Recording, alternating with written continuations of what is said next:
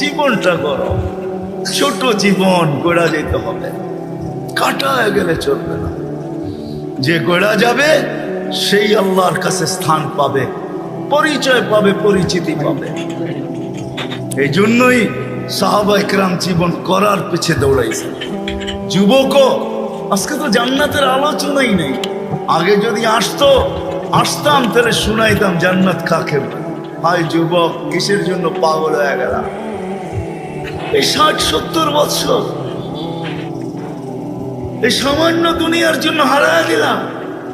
এখন তো মেসেজ দেয় একটা করে আর একটা, ঠিক না? এক মাসে 14 তারিখ আসে না? একটা মাস বাংলাদেশে 14 তারিখ আসে না? 14 তারিখ, হ্যাঁ। মেসেজ দিছে একটা, জাজপুরের জায়া দেখে, ত্রিমোহনীতে জায়া দেখে জুতা লয়া খাড়া রয়েছে।